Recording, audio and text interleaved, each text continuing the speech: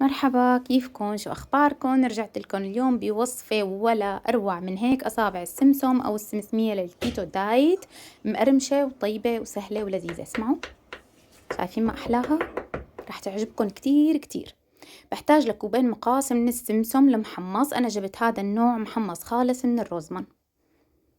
وبحتاج لمعلقة صغيرة من خل الأبيض لحتى يروح زناخة البيض، 6 معالق كبار من سكر الأرثريتول، مكتوب عليه إرثريت، بتلاقوه بالدي ام أو بالروزمان، و5 معالق كبار من الطحينة، هذا النوع اللي استعملته، وبياض بيضتين.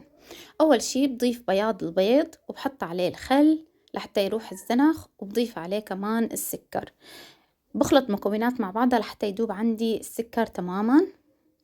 بعدين بضيف عليه الطحينة، متى ما داب السكر بضيف عليه الطحينة وبرجع بخلطهم شوي، وبعدين بضيف عليه هون السمسم. وصفة ولا أسهل من هيك مثل ما عملكم. ضفت عليه هون السمسم، ممكن تحركون بالسباتيولا وممكن تخلطون بإيدكم. أنا بالنسبة لي بإيدي أريح لي، فأنا بحب إني أخلط المكونات بإيدي، بيطلع عندكم القوام متماسك ولزج بنفس الوقت.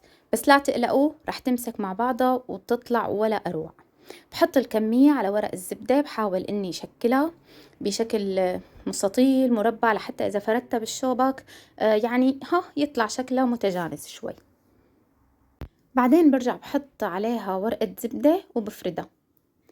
بحاول إني أفردها يعني بحيث إنه يضل الشكل مستطيل. إذا طلع عندكم شبه منحرف ما بيأثر، منظبطه. هلا أنا طلع عندي شبه منحرف، ما بعرف ليش. المهم السماكة لازم ما تكون سميكة كتير ولا تكون رقيقة بالمرة لحتى ما تحترق. هلا هون طلع عندي شبه منحرف، أنا رح قص من الأطراف وأرجع ظبط لحتى يصير عندي الشكل مستطيل نوعا ما. بترجع بتلزق عندكم، شايفين؟ بترجع بتلزق المكونات مع بعضها ولا أسهل من هيك. بتظبطوا الشكل اللي بدكم اياه. انا حاولت اني اقطعهم مستطيلات، انتو فيكم تقطعون دوائر، فيكم تقطعون مثلثات، اللي انتو بتحبوه واللي بتفضلوه.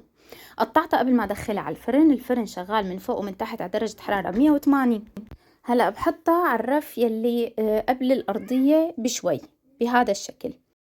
بس يحمر عندي طرافة برفعها على الرف الوسط لحتى يحمر عندي الوش. طبعا صفار البيض اللي زاد عندي ما كبيته، حطيته بقالب الكب كيك جنبه لحتى يستوي عندي، وبعدين باكله مع الفطور او شو ما بدكم. هلا ما بقرب عليها هي وسخنة، بستناها لتبرد تماما، بعدين بتلاقوها فكت لحالها. شايفين ما احلاها؟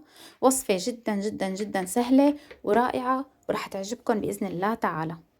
وطبعا إذا عجبكم الفيديو لا تنسوني من اللايك والاشتراك بالقناة وتفعيل زر الجرس ليصلكم كل جديد.